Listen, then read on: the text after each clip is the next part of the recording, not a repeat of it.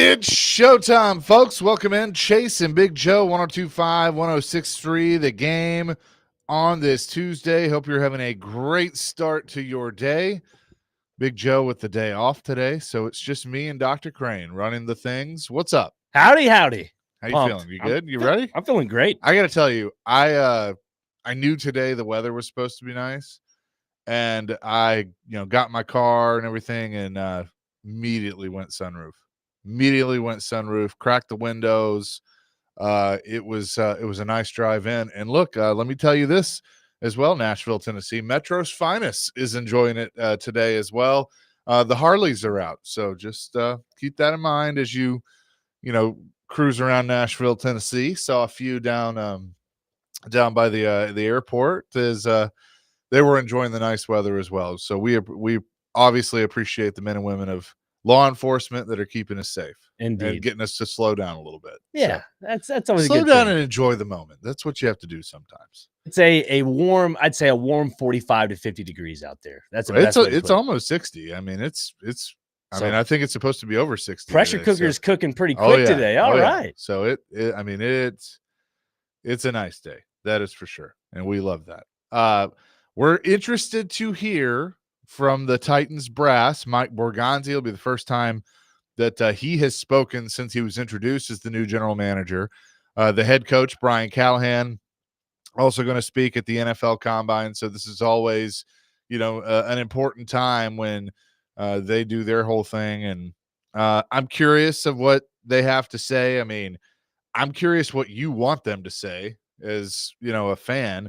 Do you want to hear Borgonzi immediately get up there and be like, yep, we're open for business. We're listening to offers for the number one pick. I mean, do you care? Because, the thing is, it doesn't really matter what he says. It doesn't matter if he says, yes, we're listening, or no, I think we're going to stick and pick. He's not going to tell you that, and it's not going to be completely truthful either way. I mean, it's not a shot at him. That's just how it goes. I mean, you got to play the game. And I think that he's going to certainly be doing that. But my guess is he's probably going to say something to the effect of, yeah, I'm listening to offers for the number one overall pick, and we'll see. But I don't think that's groundbreaking by any means. There'll be people that'll tweet that out like it's breaking news. I saw Paul Kaharski kind of say that last night, and I laughed because it's true. But I don't think it's breaking news by any means. No, and to me, looking at a grand scheme of it all, it's you're playing poker is what you're doing. Yeah. If you're a front office like the Titans, you're playing poker. You're trying to make sure you're bluffing half the table, and then the other half the table that's serious about putting in their bets for the next round. That's how you got to go at it. And also too, you want to make sure you don't play too much of your joke. I guess you could say too much of your hand. You don't want to have too much of a tell, because if you have too much of a tell, guess what? They're going to take advantage of that. Bingo. Yeah. So you don't want that. And I mean, that's Borgonzi's got to learn. I mean, he's been around enough. He's seen it enough in the assistant GM chair, but he's got to, play the game, play the poker game. I think poker's a perfect analogy because that's exactly what it is. So I don't believe there's a live stream anywhere of this, but we will keep everybody, abreast of the quotes and all that comes out. We obviously have had some fun with that before when it comes to Twitter and all of that, but we'll keep you updated because I am curious of what they have to say. I think here in about 10 minutes is when all of that starts. And so it'll be interesting. In fact, Jim Wyatt, has his mock draft 3.0 piece, and it says, on Tuesday, Titans GM Mike Borgonzi and Coach Brian Callahan will speak to reporters, and they'll tell you which player the team is picking in the 2025 draft. Just kidding. We all know that's not going to happen. But it's always funny to kind of look at the mocks. I mean, you got a lot of Cam Wards, you got a lot of Abdul Carters, some Travis Hunter picks, Shedeur Sanders. I mean, it's really that group, and that's all it should be. But I don't know. It's going to change multiple times, over the course of the next few months of whether it gets to they stick and pick at one or do they trade out. I've said it from the very beginning. I think they should trade out and get as much draft capital as possible. They don't have a 3rd round pick this year. They could certainly get that. They could get another first for next year, and really set them up, kind of like John Robinson did when he took over as general manager. And they had the number 1 overall pick. He traded that asset and got even more assets and was able to move around multiple times and got some key players. So my hope is that's what Borgonzi is going to do. I would love to see a scenario where they could end up with a great player, as well as moving around. And I think there's a scenario where they could do that, where they could move, and stay in the top 5 and still get draft picks and still get a good player. But I think it's going to change a lot. And this week and weekend is going to dictate a lot of that, because even though we joke it is the underwear Olympics, they do get some answers out of this, not just by the workouts, but the conversations that they're going to be having. Yeah, I think the conversations are going to be something you got to really have to hone in on, because a lot of these athletes that are top tier, like Abdul Carter, he's not participating in any of the workouts at the combine, which is kind of interesting. I guess they like to wait to their pro days now. Cam Ward's deciding if he's going to throw, which I'm just like, why do they? I mean, they do this so they can all get together. I mean, a lot of deals get made at Indianapolis, and that's probably why it's still there. And it's another thing for the NFL Network to cover. But I don't get why, some of these players go, because they're not going to do anything. That's what blows my mind. Like, if you're a top 3 draft pick, you should be participating in every single drill. Yeah. I understand there's a lot of money involved. I get that, but you're putting on a show. Your talents have been put on throughout the whole college football season, but at the same time, you're going into the draft. This is the best of the best. Absolutely. I mean, you gotta. I think, to me, I don't think Shedeur and Cam are good enough not to throw, and Shedor's not, and Cam's deciding. I mean, I think they need to show off what they can do, but they got people telling them, and that's what it always is. They all gotta. I'm a little surprised, and I don't know if you agree with this or not. I'm a little surprised that Deion, we've all worried about, is Deion going to be in his ear too much? Is Deion going to be talking too much? But I would think Deion would want him to do everything he possibly can to show off on a national stage. Yes and no, if that can make sense. Yeah, I think Deion Sanders has built so much of a reputation under his name himself that he has the connections behind closed doors to say, hey, he's got his explanation for each of these reasons as to why Shedeur's not doing this in the NFL Combine, or if he's going to participate in this and this part of the NFL Combine. Like, he has those strings he's pulling behind closed doors. Yeah. That's not being covered on television, in my opinion. Yeah. Well, and Ricky just texts like, I may have an injury and boom, draft stock is gone. I hear that argument all the time. My thing is, if you're worried about getting hurt, then I don't know what to tell you, because when you worry about injury, you're going to get hurt. And that's generally what happens. And if I were in the front office, I would be concerned about that. Yeah. But the thing is, this is just how it is with the combine. It's always been this way, especially in the last few years, in the modern day of the combine. They go, they talk to teams. That's the big takeaway. And then they do all the drills and everything at their pro day, where it's home turf. They're working with people they know. They can, show you the best of the best, the highlight film. And then, that's where stuff happens. But, we've seen in the past that, and I think Anthony Richardson's a prime example of this a few years ago, that there's always a combine darling that everybody falls in love with, and their stock goes, way up probably.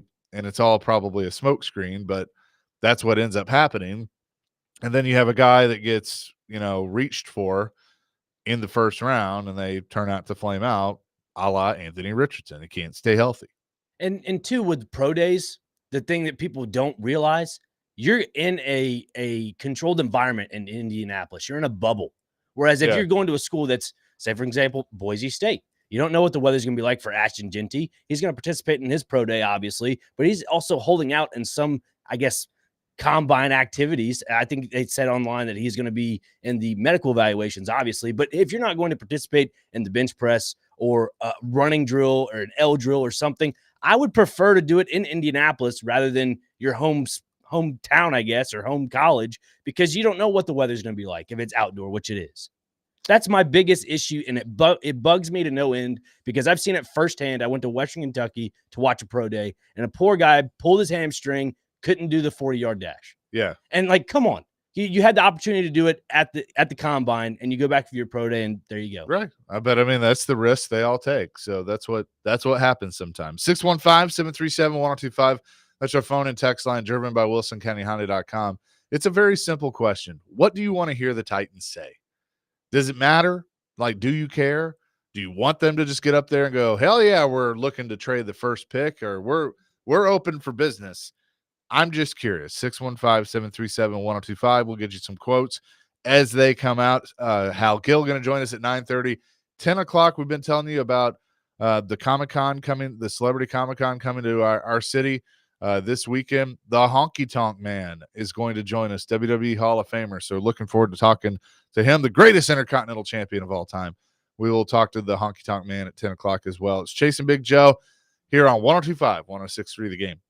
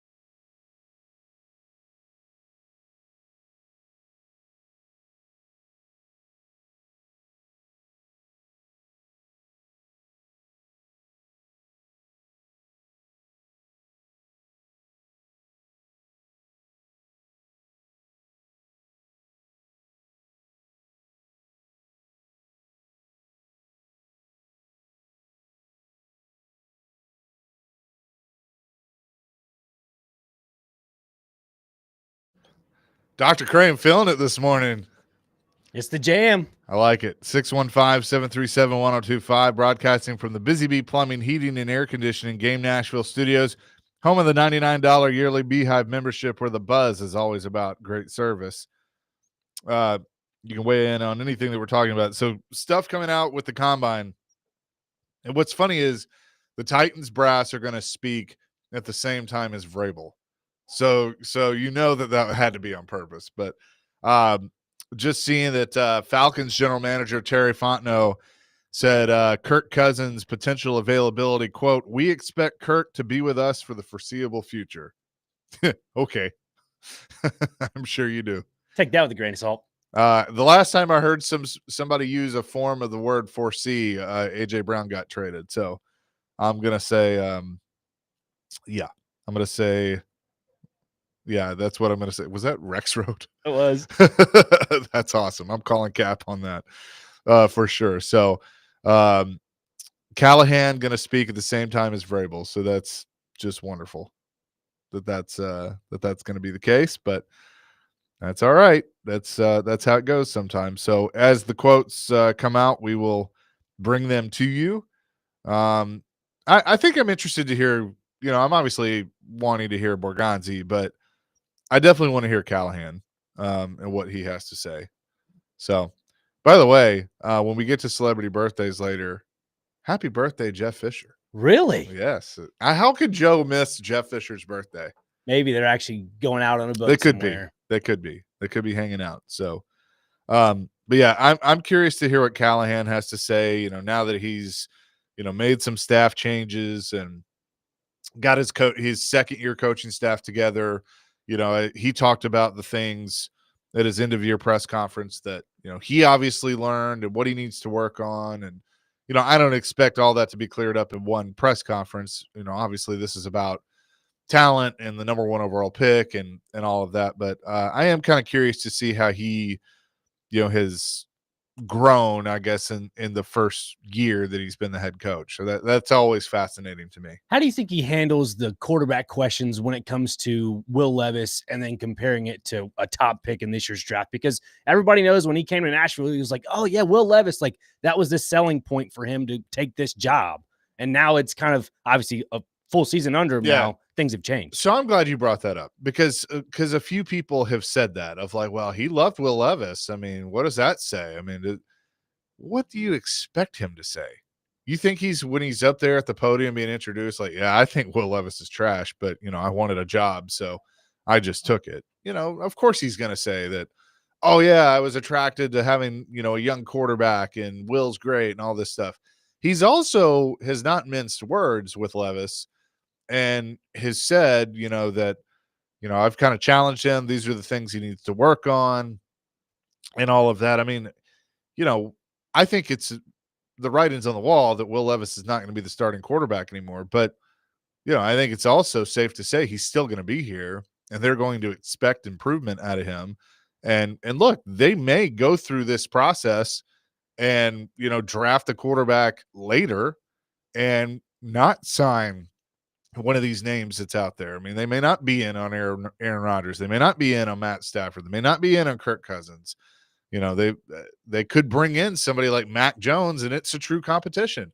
I know Titans fans don't want to hear that. I don't want to see them do that. But would anything surprise you at this point? No. I mean, really. like if they're like, nah, we're gonna run this back. I mean, I think the thing that would surprise me the most is if they just completely ran it back with Levis and said, nah, we want to give him another year under this regime. If they're doing that, then Brian Callahan's going to get fired. Like that's basically what it's telling me, that, Borgonzi's like, I want to go get my own guy. So I'm just going to let this thing crash and burn this year. And then we'll pick high again next year and I'll go get my guy. We do have Brian Callahan. So let's go to the podium.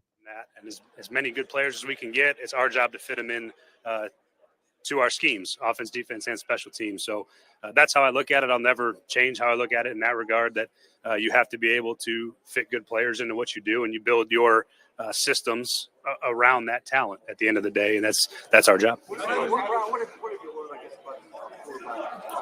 far what you learned here, especially as some guys are not competing? Yeah. There's sort of a two-pronged approach, right? There's the evaluation of the tape and what they've shown over their careers, and then there's learning about them as a person. You know, how do they see football?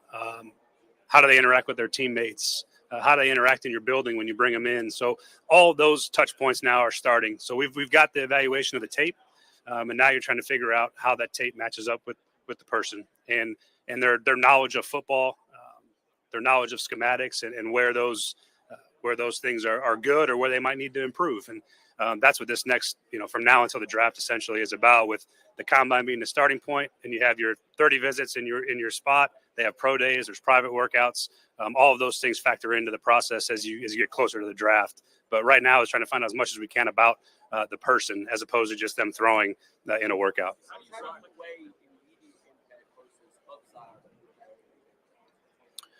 I think you're always looking for the player that's going to be better longer. So you always are looking for the long term. I think there's short term components that you're looking for, but you want players that are going to be, playing at their best for their longest, and hopefully for 10, 12, 15 years if you hit it right. And that's all positions. There's you want guys that are going to grow and continue to get better. One of the things about the quarterback position being in the first is trying to get a guy, like you said, to be long term. Are you looking for a guy who's deep in the day one starter? Oh, absolutely. Yeah. Anytime you're picking, especially in the first 3 rounds, you're looking for guys that can impact and play. But again, that doesn't necessarily mean that there's not other paths to that process. There's a lot of different ways it's been done over the years with guys that have spent time sitting.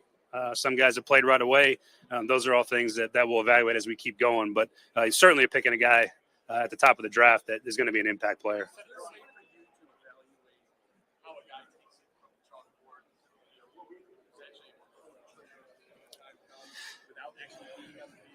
That part's the hardest part, to be honest. That's a good question, because there's a lot of guys that can talk it in the meeting room. They know what to say, how to say it. They can articulate their schematics.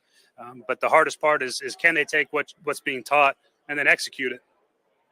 And sometimes it's really more about taking it from the practice, from the meeting room to the game day. That's the part that really matters the most, because guys can sometimes do the meeting room to the practice field, but it's about how do you execute under pressure and under duress when it's all live. And that's the hardest part to find out. Sometimes you don't necessarily know until you know. Oh, yeah, there's ways you can try to simulate it as best you can to try to figure out, where those gaps might be, or where you might be looking for supplementation to get them to that point. But yeah, there's definitely ways that we try to simulate that as best we can. It's not a perfect science, though.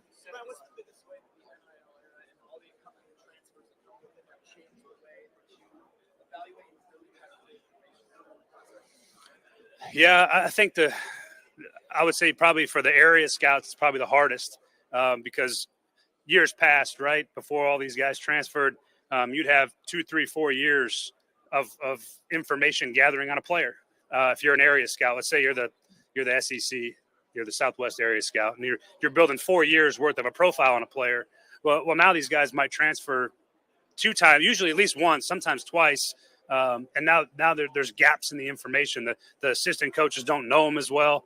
You don't have the same depth of character evaluation that maybe you had before. So it's a changing landscape, and our guys have, just like everyone across the league, is adapting to. But I think there is an effect on how well you can know a player when they've jumped 2 or 3 times. You got to do your research, and you got to do your due diligence, and you got to make sure you talk to all the people at those places to sort of put the picture together. Whereas 10 years ago, you could have a pretty good profile built on a player over the course of 3-4 years.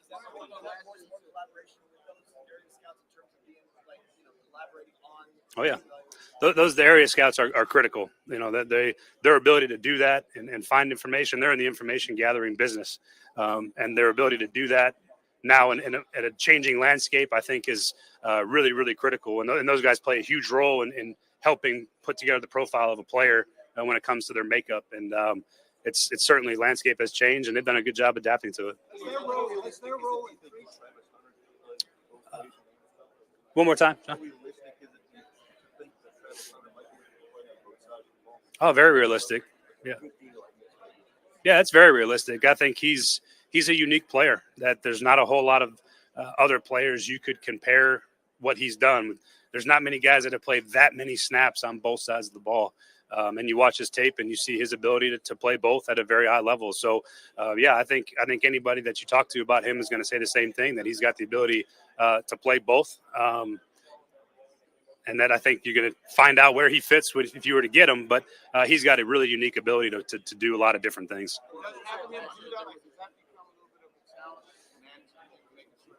Well, you got to start somewhere. I mean, you got to put your teeth in a position first, and then you see where you can add them in. So those are all conversations that we have as we work through the process on where, a player like him, what do you do with a player like him? And where do you first start him? And where does he help you on all sides of the ball? So he can return punts. He could, he's got a really unique skill set that I don't think there's many players you can compare him to. So where do you first start? I would say you probably start him. He probably starts at corner. And then you find ways to interject him into the offense as he gets more comfortable. He plays more and more offensively. But I think his corner is probably his starting point. In my opinion, you might get varying opinions on that. But then I think he's got a real role as a receiver. Yeah.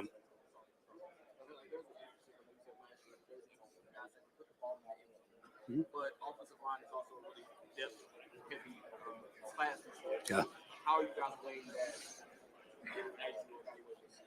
Yeah, we got to get better up front. There's no doubt. We had too many sacks given up, too much pressure. We have to be able to settle that part down. We got to improve the front. I would say you got to improve the fronts on both sides. We're looking to add talent on both sides of the fronts, and I think you can see, the teams that were in it at the end there, that was a major part in their successes was their ability to play, stout, strong defense and pass rush, and then you got to be able to protect it. So we're always looking for trench players, I guess is the best way to put it. But yeah, there's always that outlier. If you could find a great guy, a guy that can score touchdowns at a high rate, that part factors in. So on that note, when you talk about the difference between fit and then talent level, how do you kind of measure where maybe a guy is a more physically gifted player but hasn't done things in college that fit what you might ask of him? Yeah. Or a player who has done things that you've asked about but may not be the physical talent that maybe not the possible? Sure. I think the best way to put that is our job as coaches is to put players in the best position to have success. And I would never sacrifice talent for system. It's always going to be player driven and player first. So if you can find a great player, we fit them. And however that looks, there's plenty of plays in football in all three phases that you can find ways for guys to have success. So I would always say the player is going to come first, and it's our job as coaches to fit what we do around that player, whether that's an offensive lineman, a receiver, a quarterback, a pass rusher, whatever that looks like. Our job is to fit the system to the talent, and I would never sacrifice scheme over talent at the end of the day as a general philosophy.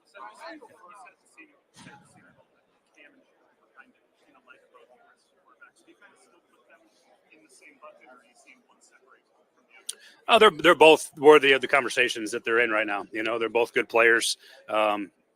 I think they've earned the right to be in the conversations they're in. As far as where I see them and how I stack them, that's for me. But I do think they're worthy of those conversations. There's some other good players in this class too, and I do think that one of the things that's most important is that you never make an assumption when you're in this process, and that you treat every prospect, whether you think they're the first pick or the 200 and something pick, that you go through that evaluation phase with the same intensity and thoroughness that you would regardless of where you think they fall. And so you have an accurate evaluation of all the players, where the class stands and how you'd stack the class. That's also really important because there's evidence over the years that there's a lot of players that in those later rounds that end up being impactful players. And so you just make sure that you do your due diligence on all the positions from the top of the class to the back of it. So you have a great feel for where those guys might fall. Last one. Coming out and evidence of college that's developed. Mm-hmm. Is it harder to find offensive linemen?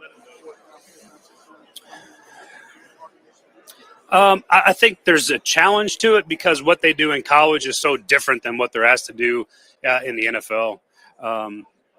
Usually you find some version of what they do that's good, whether they're a good run blocker or natural pass protector. And then there's going to be some development that has to take place. There's going to be a part of their game that they're going to have to get better at, and they're playing a different caliber of player too, which some of these tackles they don't realize how good. Every week there's $100 million pass rusher on the other side. So yeah, there's development that goes into it, and you have to be able to do that, and that's the key for the offensive lineman is how quickly they can take to that coaching and perform. All right, thank you. There you go. That's Brian Callahan, Titans head coach from the NFL Combine. I think Mike Borgonzi is probably going to follow him pretty quickly, but we'll keep an eye on that and maybe step away, but we'll keep an eye on that for just a second. But look, I mean, I think the big question that stood out to me, and here is Mike Borgonzi. What are you doing? Any questions? Yeah, it seems to be. Yeah.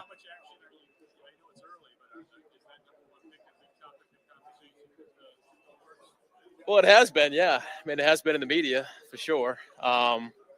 Anytime you have number one pick, it's always going to be a topic of conversation. Yeah.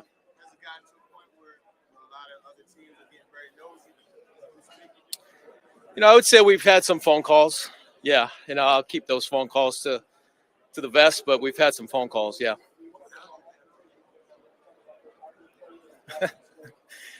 Listen, there's a handful of players, anytime at the top of the draft that you would deem generational talents. And we certainly feel that way this year as well. Well, it's a real skill set of talent, an impact player that can take the team to another level, whatever position it is. And then they also have to have the character makeup as well to go with it. Yeah.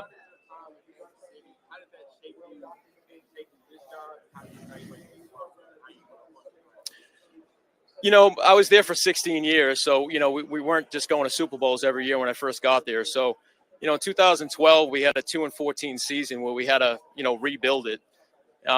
So, yeah, there's some things throughout that process that I'll take, just in terms of building the core positions that you need on the roster, offensive line, defensive line, and then also just getting, trying to build the culture right, too, to try to get the right type of people in there as well. People who are smart, tough, dependable, selfless players, team players. So that's what we're looking for right now.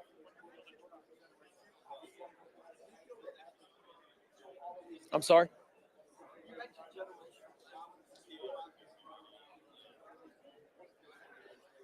Yeah, I mean, Abdul's a very good player. I don't want to go into many evaluations of the players, but like I said, there's certainly some players at the top there that fit that description of generational talent.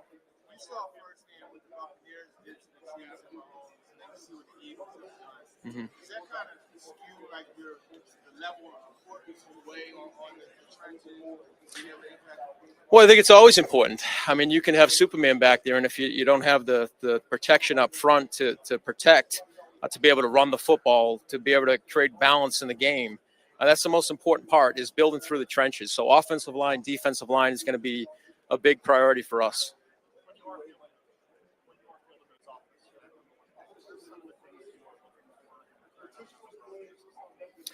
Yeah, we really haven't gone into too much of that. I've fielded some calls at this point, but we really haven't gone too much into it right at this point. Yeah.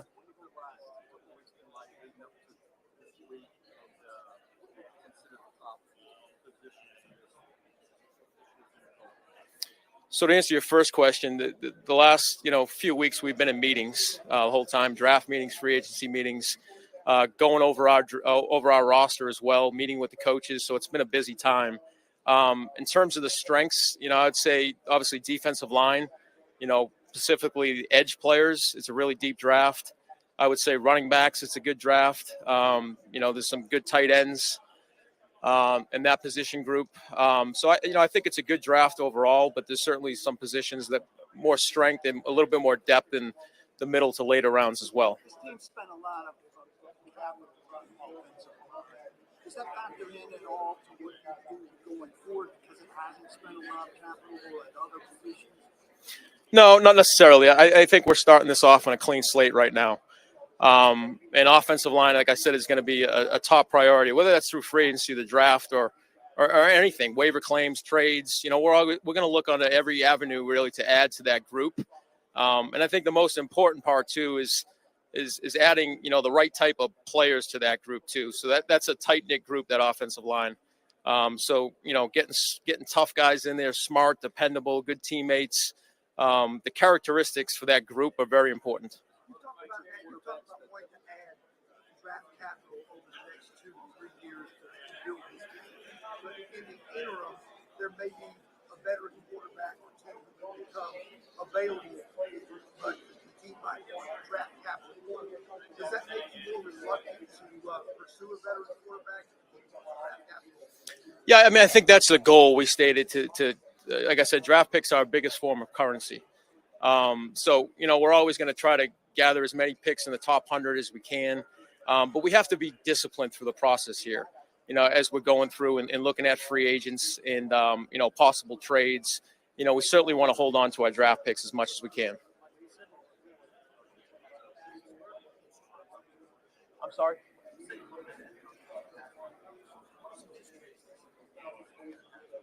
Yeah, obviously get off, the ability to dip around the edge, and just having a relentless passion to get to the quarterback is a big part of it.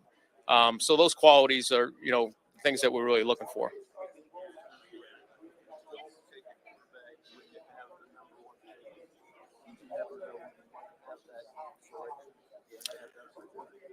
Sure. I mean, you can think that way. But, at the end of the day, we have to make the best decision at this point for the Titans. And if we deem like taking a quarterback is the most important thing right now, then we'll do that. But we have to go through this process here. So this is like one touch point in the process. We've gone through the whole evaluation part. Now we're finally getting to sit down and meet with these guys and talk with them. We'll have pro days. We'll have 30-day visits. So we have to go through the whole process really to make that decision.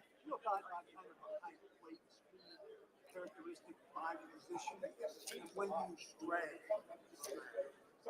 We do. We always have. You don't want to make exceptions at certain positions. So we'll have a profile for each position. Now, you never want to just throw away a good football player. But we certainly have profiles for every position in terms of, when we're making acquisition periods, whether it's free agency or the draft.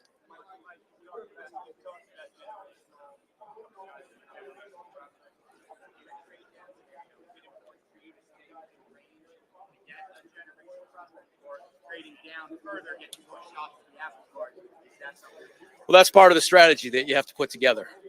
Just like we're going to have a free agent strategy, there's going to be a draft strategy too. So we'll get together as a group and through all that. But you certainly don't want to pass up on one of those players if you think they're there. And an opportunity to trade back, depends how far you can go back to get that player. So to your point, there's a strategy to it.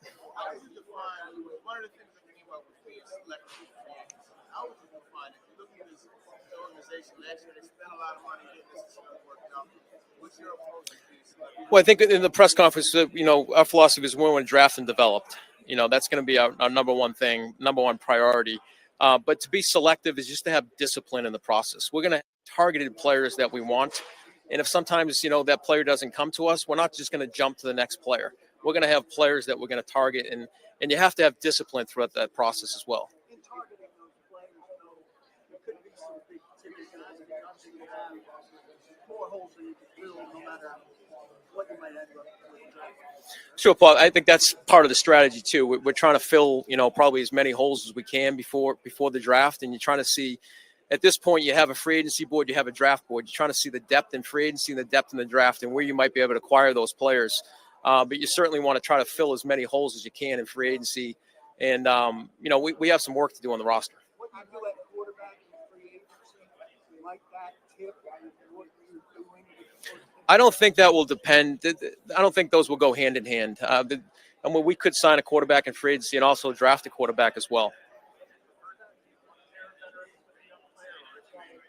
Depends on the situation. The places I've been, we've always had, older quarterbacks kind of mentor the younger quarterback. It's almost like another coach in the room for them, just to kind of show them how to be a pro, teach them all the little things about protection and just how to study opponents. So yeah, that would probably be a priority for us if we did end up drafting a quarterback.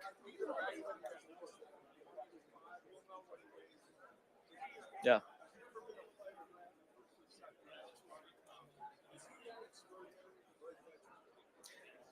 He's a special player. Yeah, for sure.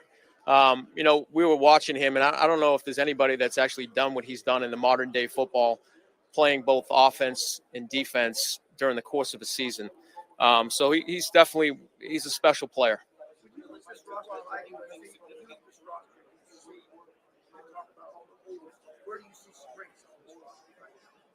I think we have some good interior guys right now with Sweat and Simmons. There's some pieces on the roster. Calvin's still a good receiver. But we have to get better throughout the offensive line. And that's going to be a priority for us. And that's part of the process here too, is we're evaluating this roster, is trying to figure out, where are the weak points right now? Where do we really have to improve? But there are some pieces on the roster that we can build on, and certainly that interior defensive line is one of them. Our hope is to compete every year for a division, Paul. But it's a process. So, hopefully we're in contention this year. You always want to manage expectations, though. So, as we go through this process, we acquire players. I think we'll have a better idea as we head into the season.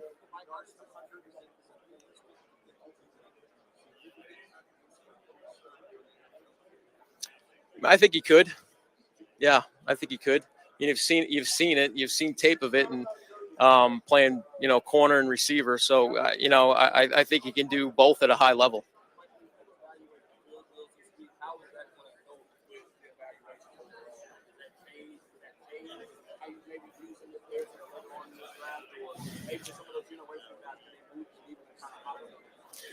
Yeah, you take every drill into account. It's really just a validation of what you see on tape. Does the guy run as fast as you think he ran during when he was playing during the fall?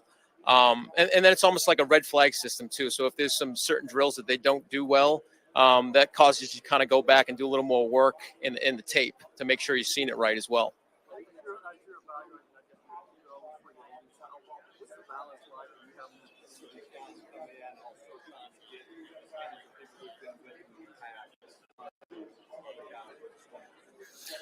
Yeah, so that was part of the process over the last few weeks, is really because we're trying to get everything done at once here, free agency, draft, and we met with the coaches during lunch during these times, just to get a feel of the players on the roster, specifically how they are in meeting rooms and everything else. So that's a big part of it. We met with Brian and his staff over the past month here.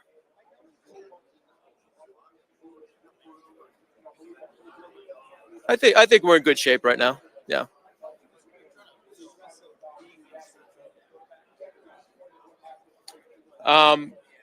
Yeah, I've been there before. It's arguably the most important position in sports, the quarterback position.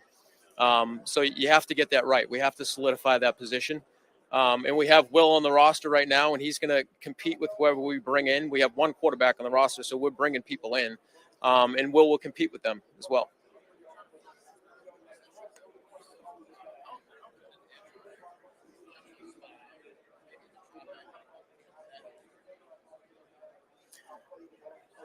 If he's a generational pass rusher, I just like him to rush the passer, at that point, just play to his strengths. But now if there's a guy that can drop in coverage, that's great.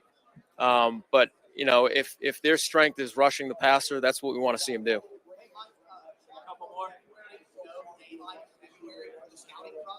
Yeah.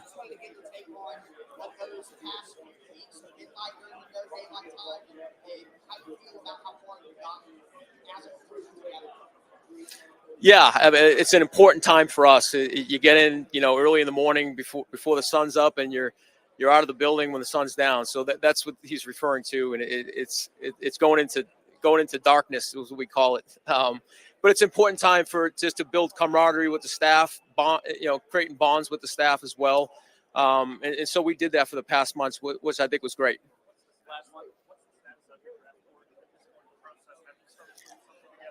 Yeah, so we set the board the first time, and we call it phase one.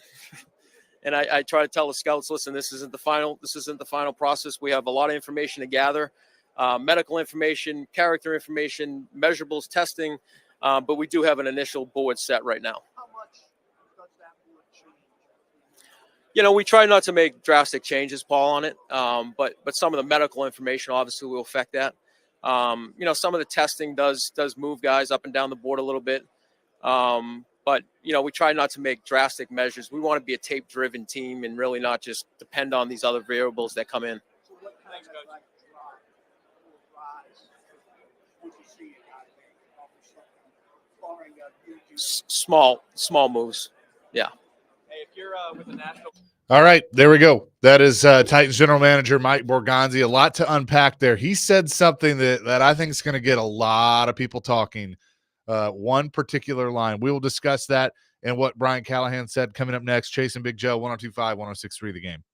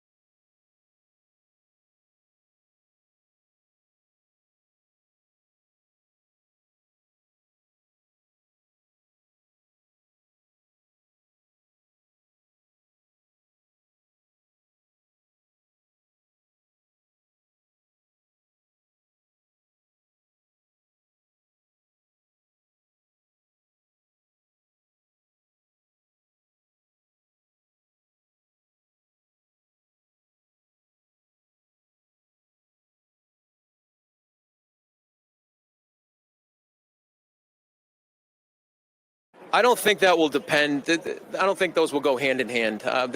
We could sign a quarterback in free agency and also draft a quarterback as well. Depends on the situation. The places I've been, we've always had, older quarterbacks kind of mentor the younger quarterback. It's almost like another coach in the room for them, just to kind of show them how to be a pro, teach them all the little things about protection and just how to study opponents. That would probably be a priority for us if we did end up drafting a quarterback. Chasing Big Joe, 102.5, 106.3 The Game. That was Titans general manager Mike Borgonzi at his press conference in Indianapolis at the Combine, and he's also speaking to Nashville reporters kind of in a smaller scrum right now. But that was the quote that really stood out to me. He said they're going to be selective in free agency, that they have guys that they're going to target. If they don't get them, they're not going to just sign somebody at the same position. They're being very careful and targeted with their free agents. But I thought that quote was interesting because he's basically telling you, hey, we could do both. There could be a guy in the draft we like. There could be a guy in free agency we like, and it works out, and we bring them in. Will Levis is the only quarterback on the roster right now, and they're going to bring in guys to compete with him. And so, I mean, I could definitely see that scenario where they sign a guy, and then maybe they don't take Ward or Sanders, but they draft somebody like a Will Howard or whatever in the later rounds. I mean, there are some potential diamonds in the rough candidates in this draft. I think that could be a little bit of a stretch, but you never know. And I'll never forget Floyd always saying if he could get away with it, he'd take a quarterback in every draft. So it's the most important position for a reason. But I found that one interesting. Real quick, Josh from Columbia said Will is the only quarterback on the roster and they're going to bring people to compete with him. Then he said before that if they take a young quarterback, they would want to make it a priority to bring in a vet to help the rookie along. So they're either going to draft a quarterback, cut Will Levis and sign a vet, or bring in a vet to compete with Will Levis. They're not taking a quarterback. That's what I got out of that. I did not get that out of that, Josh. I think they're open to just about anything right now. He's very calculated in what he says, and I like that about him. He does, I'm just going to be real with you. He reminds me a little bit of Floyd with some of the ways he says things that he kind of makes you think, oh, he might do this. Oh, wait, but he could do that. Like he's saying a lot without saying anything. And so I like that. I think that's a good strategy to have as a general manager. Brian Callahan earlier in his availability said that, he views the quarterbacks at the top of the draft as being, being potentially, competing for the starter. And so I think that's fair. But very interesting stuff. We'll get back into it. We'll have some clips. We'll continue the discussion. But coming up next, we'll tell you about an event coming to our city, which involves WWE Hall of Famer, the Honky Tonk Man. We'll talk to him next here on Chasing Big Joe, 102.5, 106.3 The Game.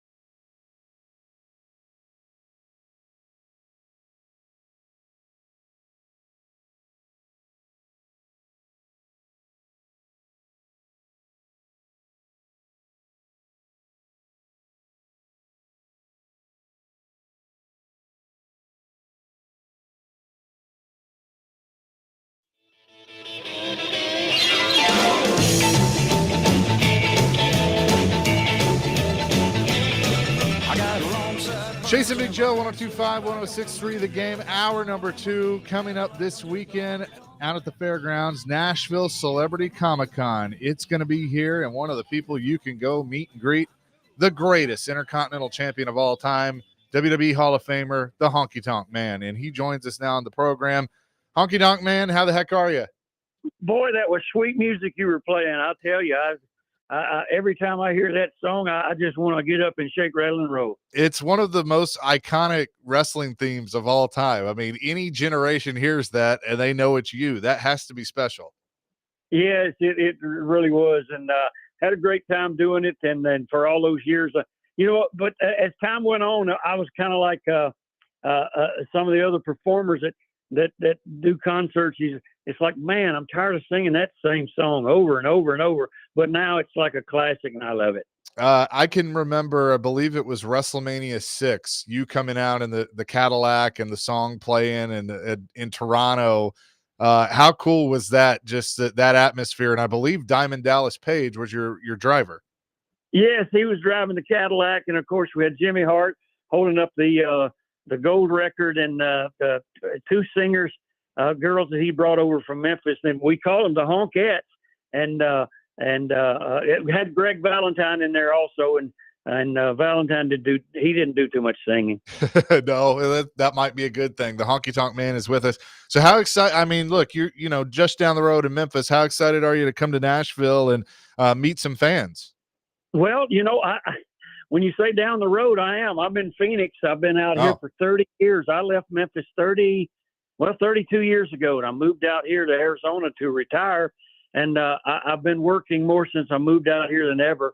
But I have not been in Nashville in, probably 20 years. And the city has taken off. I mean, I've never seen such growth as what's going on in Nashville because, Memphis was always the place, and Nashville just happened to be the state capital. But otherwise, Nashville just was Nashville. But, man, it has exploded there. Well, you're in for a treat because it's quite different than it was the last time you were here. Why do you think wrestling was so big in the state of Tennessee? Obviously, you had everything going on in Memphis and then here in Nashville, but this is a wrestling hotbed, and it always has been.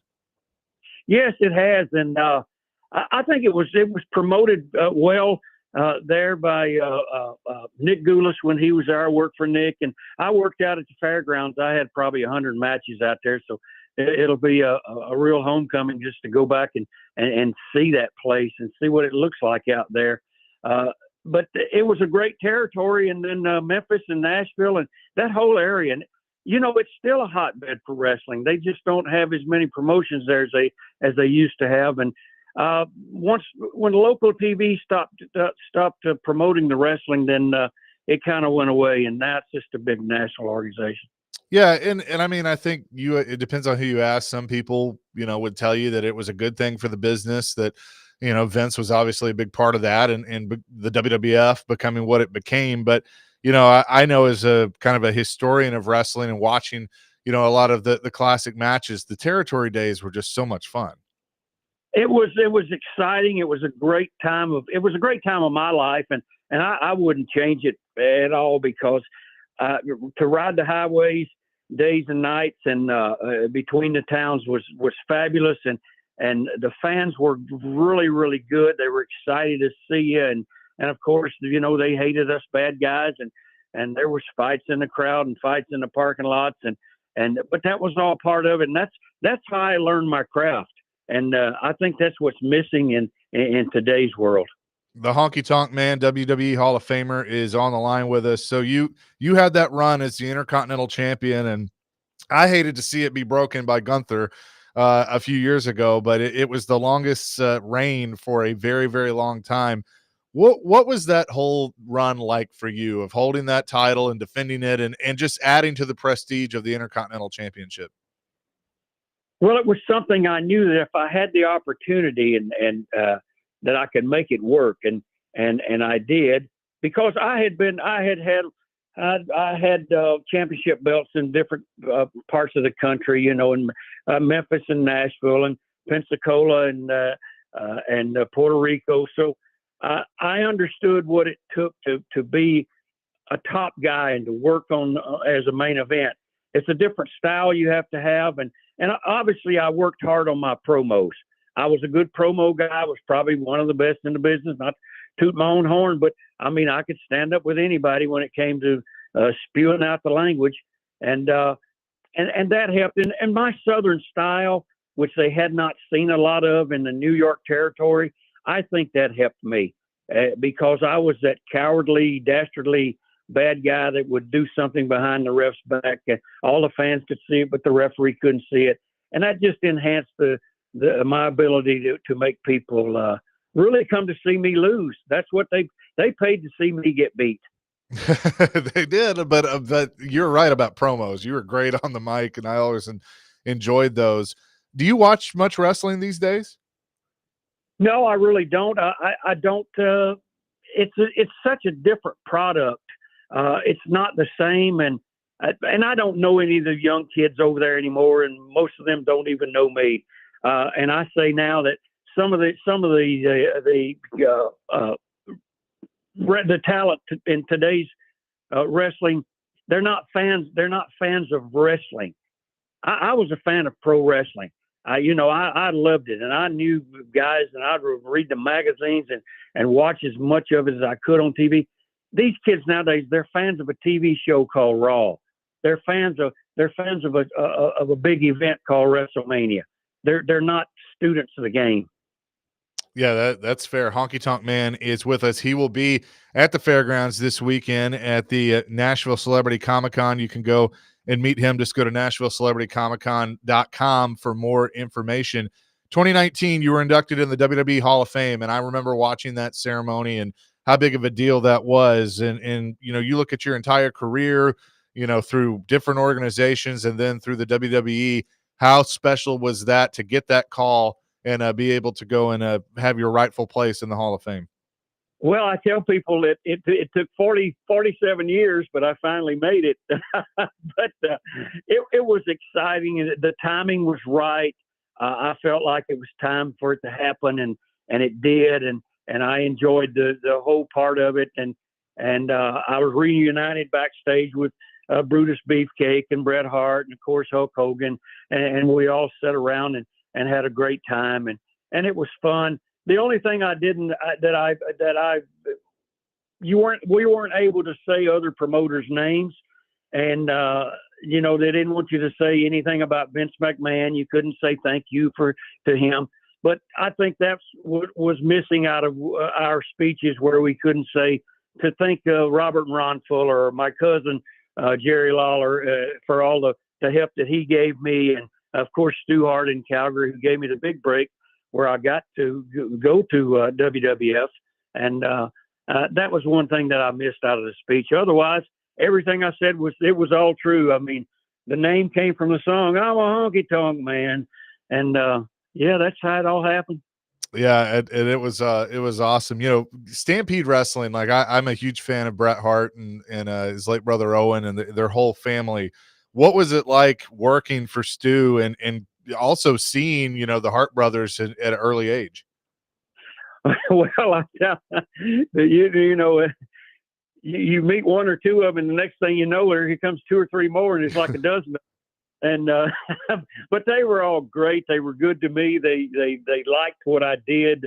Nobody up in that part of the country had ever seen this jumpsuit wearing Elvis impersonator, and it was really fun to do. And Stu gave me the platform to go out and perfect this thing, and work on it and do it my way. And that's what's important when it's character development, is you're able to be yourself and just get some little guidance about it, but then do it your way. And he did that for me. And I worked with Bret 100 times and all those kids, and I enjoyed it. The only thing I didn't enjoy was I left Pensacola, Florida. I had my college letter jacket from Memphis State and blue jeans and cowboy boots. 3 days later, it was 35 below zero. And what a shock it was. But I spent 5 years up there. Yeah. Was Brett one of those guys when you got in the ring with him, like you kind of knew there was something there? Was he one of those? And did you have others throughout your career that you just kind of knew they had something special? Yeah, Brett was the best of all the Hart boys. He was the best, obviously, in the ring. And Owen came along and was very good. I was there when Owen first started, and he was very talented in a different way. He did more acrobatics than Brett did. But yeah, I mean, the first time I saw Hulk Hogan in Panama City, Florida, he walked in the locker room, and this guy had it's just something about some people when they walk into a place that they're special. And I knew this Hulk Hogan was going to be something. And same way with this kid, The Rock, which I had worked with The Rock's father, Rocky Johnson, many times in Nashville and Memphis, and when this kid came along, he was 12 years old, and he just had something. He as a 12-year-old, he could walk, he could talk, he could do all the stuff and imitate all of us at a very young age. So when you see someone like that, they're going to be good. Yeah, and The Rock obviously still doing it even today. Honky Tonk Man, this has been fantastic to be able to catch up with you. We're looking forward to having you back in Nashville this weekend at the Nashville Fairgrounds. I know a lot of fans are going to be there to meet you, but thanks so much for doing this today.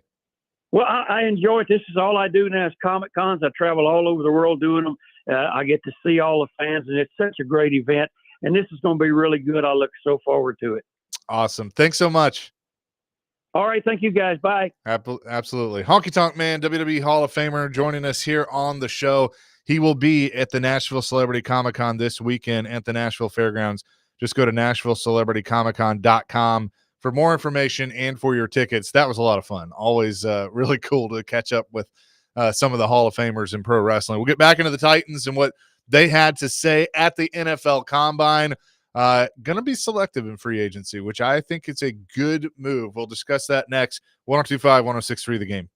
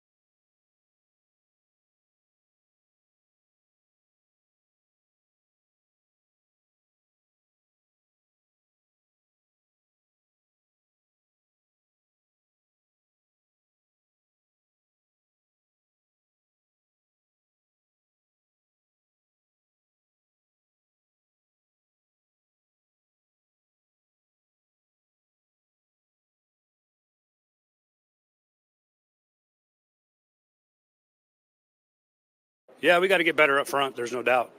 We had too many sacks given up, too much pressure. We have to be able to settle that part down. We got to improve the front. I would say you got to improve the fronts on both sides. We're looking to add talent on both sides of the fronts, and I think you can see, the teams that were in it at the end there, that was a major part in their successes, was their ability to play, stout, strong defense and pass rush, and then you got to be able to protect it. So we're always looking for trench players, I guess is the best way to put it. But yeah, there's always that outlier. If you could find a great guy, a guy that can score touchdowns at a high rate, that part factors in. Brian Callahan earlier today at the NFL Combine. I think it's safe to say, back here chasing Big Joe, I think it's safe to say that, yes, they got to get better on both the offensive front and the defensive front, because the game is won in the trenches. And but I am glad to hear both Borgonzi and Callahan say they're going to be selective in free agency, because I think we all were excited last year. They had all this cap space. They spent money. They signed guys. But it almost felt like that some of the guys they signed, they were just signing to fill a position. It is, and yes, they have a lot of holes that they have to fill. But you got to get the right guys for the right team. And it feels like that they've identified some guys that they believe are going to be the right guys for the right team. And that's what they're going to go after. If they don't get them, they're not going to go just sign the next guy to sign somebody. Borgonzi said that. And I think that's a smart way of going about it, because you're not just bringing bodies in just to bring bodies in. So I think that that is a very, very important thing. And like Brian Callahan said to Nashville reporters, Teron Davenport put this on X. Brian Callahan said, as a coach, you have to be careful about being overconfident and feeling like you can fix a player. Sometimes you just have to let them do their thing. I think that's interesting. And that goes with just getting the right guys, in with this team.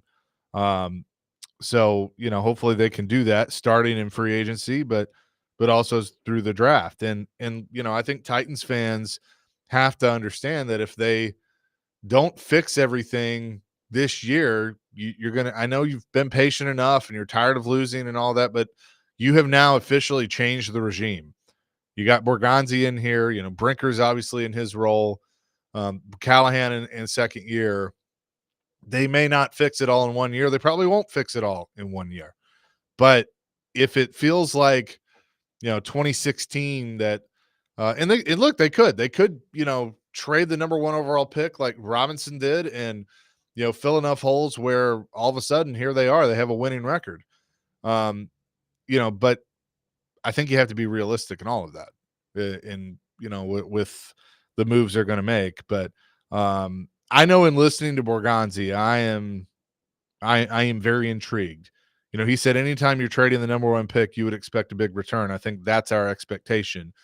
He was asked about that. Jim Wyatt putting that out there, if they were to trade the number 1 pick. He wouldn't say who, but he said he'd been fielding some phone calls on the number 1 overall pick. That's what you expect this time of year. That, you would expect that at this event at the Combine, other GMs are going to come up to him and be like, all right, so what are you thinking? What would you take?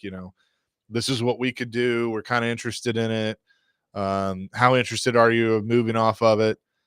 I do get the sense that, they're going to play things close to the vest, but I do get the sense that they're not hell-bent on taking one of these quarterbacks.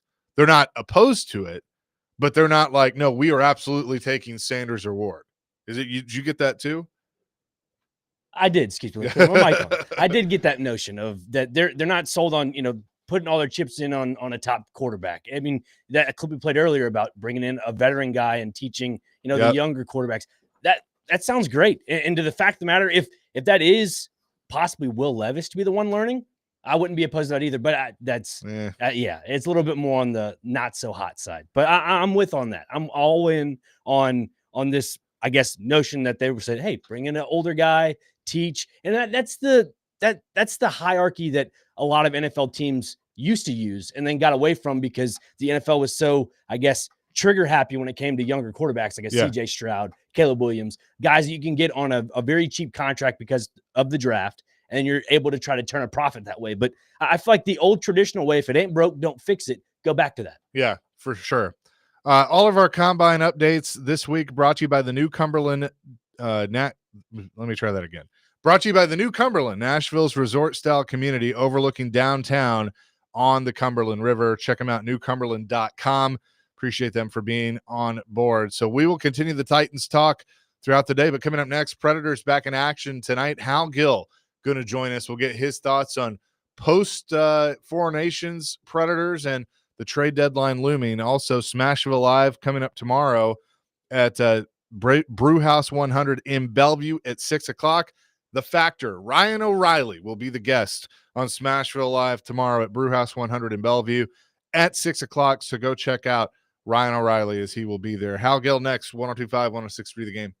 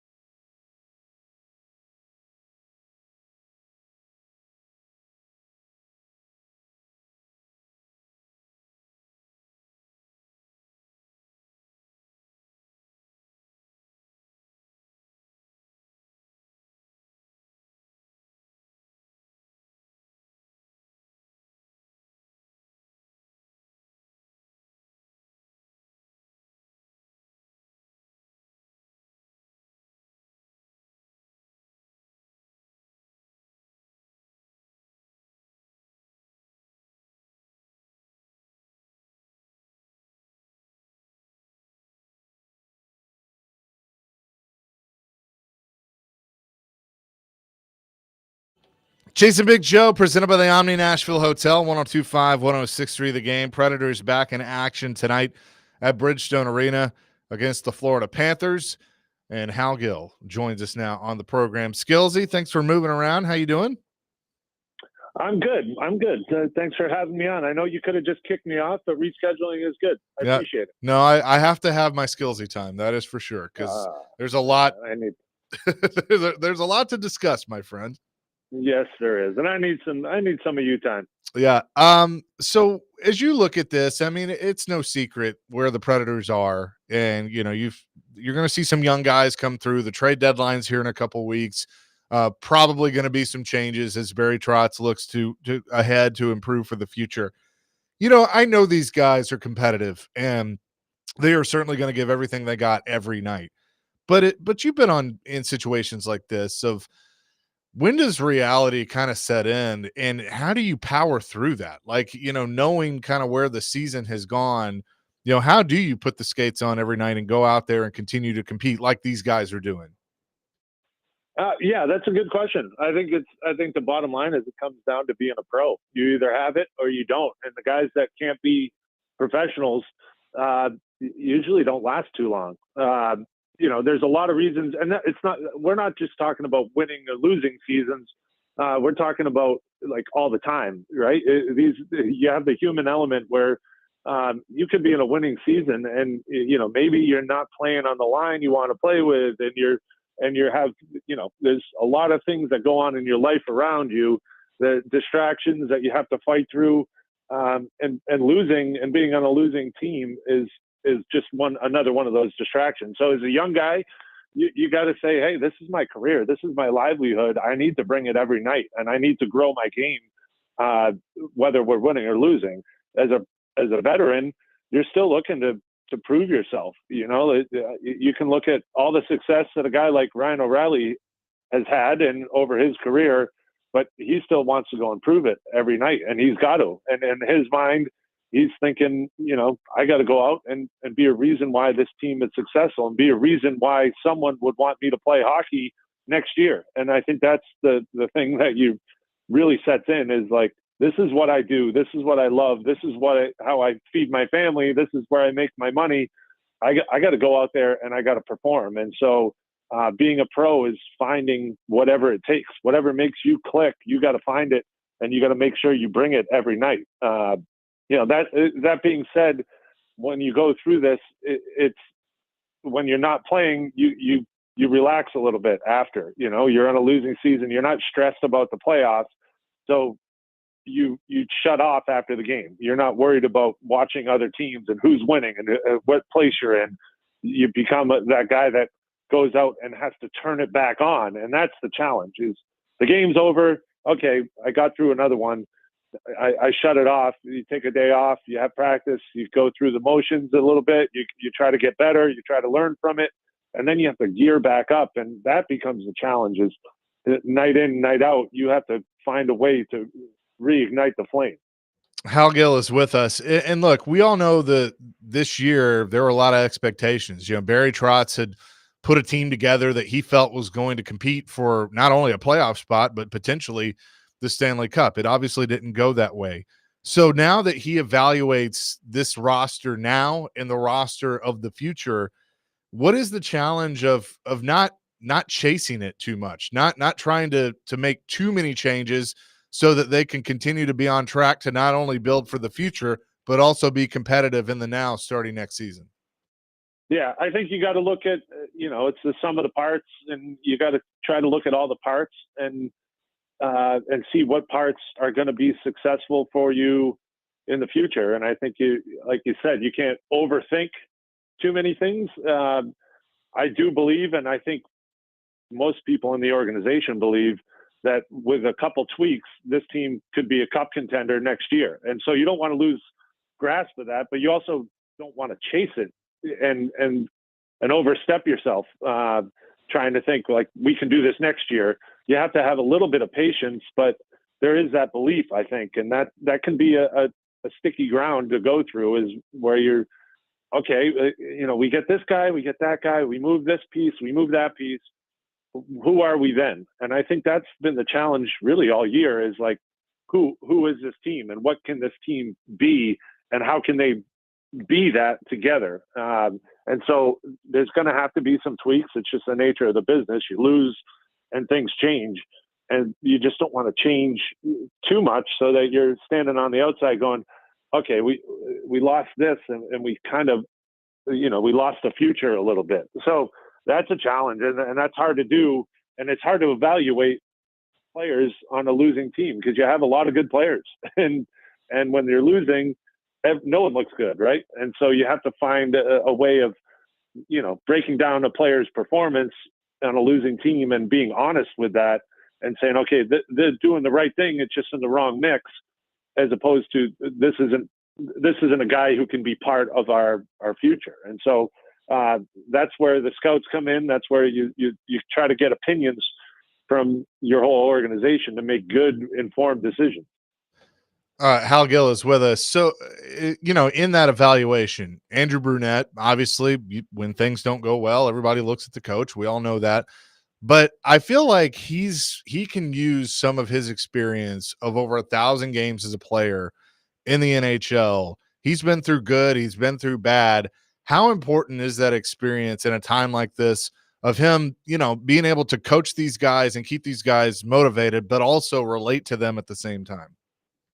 Yeah, I think that's the challenge really every coach has, right? Is, okay, it's great. Everything's great.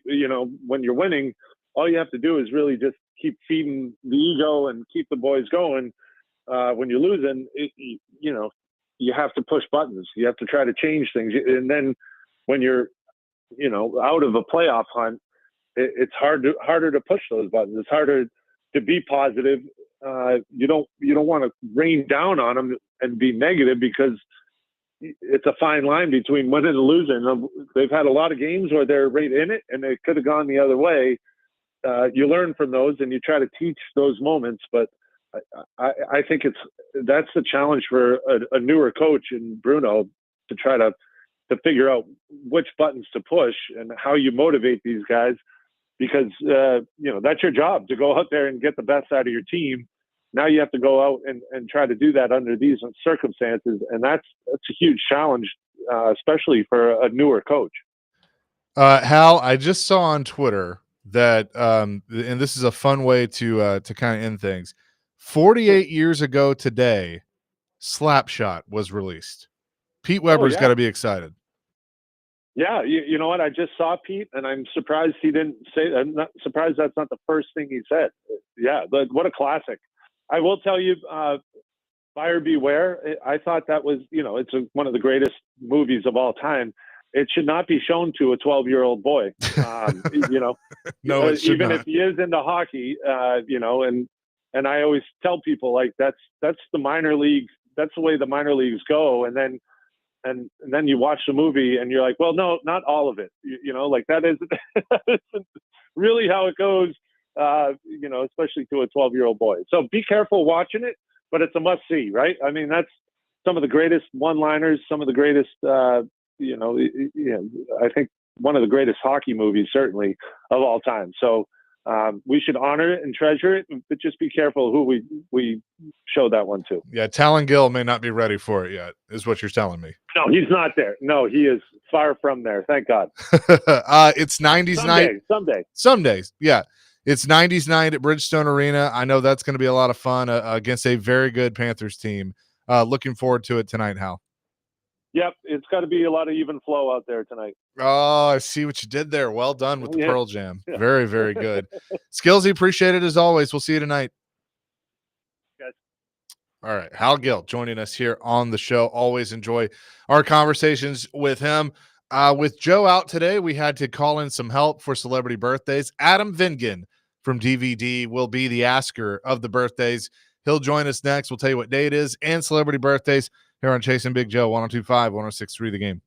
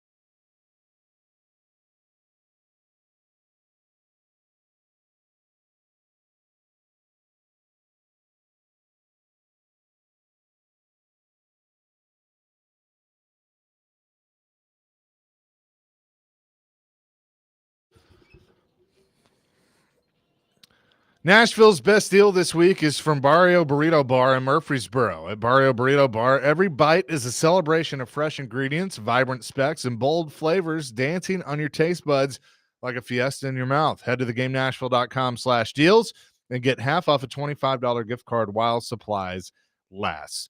Appreciate them. Chasing Big Joe. Joe off today. He'll be back tomorrow. And so we needed a little help. Nick Frazier along for the ride as well. Adam Vingan is going to join us now from Bridgestone Arena as they get ready to host DVD. Adam, what's going on? Do we have Adam? Maybe. It's disconnected. It's Oh, okay. Dr. Crane is scrambling behind the board. So that's my bad. I should have given him more of a heads up on that. We'll have Adam, and I think we have Adam now. I'm here. Hello. Are you ready for a wonderful edition of DVD?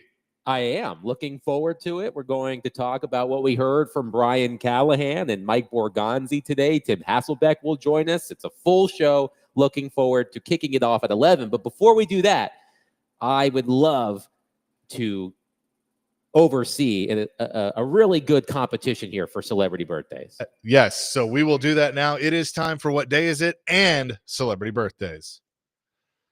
Brought to you by Jared Companies, Inc., above and beyond industry standards. The only company you need for commercial construction services. Just visit them at jaredcompaniesinc.com. Dr. Crane? all righty. First on the list here we have, gentlemen, is Let's All Eat Right Day. So whatever that is. I'm trying to do that. Yeah. I feel like it's a 2025 initiative. I stepped on the scale last night and it was like, yep, it's time to eat right. We also have National Chocolate Covered Peanuts Day. Probably not the best to eat right, but hey, peanuts, healthiness. Let's see. National Clam Chowder Day. We were talking about that earlier. Oh, yeah. How about that? Let's see. A pistol patent day. So you patent on a pistol, a part or some sort. Let's see. That's what it says. I'm just going along with it. Quiet day is next. You can always take a little siesta or a nap. Yep. And to wrap it up, we have World Spay Day. Spay? Oh, for for your a pets? Cat. Yeah, for a cat. Yeah, cat, dog, all the above. Yeah, that's important. Short list today, but that's all I have. Very good. All right, Adam, you're going to be the one, I guess, asking the questions. I am. Remember, you have to get it within 2. And if you get it spot on, you get 2 points. Correct. Let's start with Carrot Top. How old is Carrot Top today? 63. 57. He is 60. You guys just missed out there. Actress Tia Leone. How old is Tia Leone today?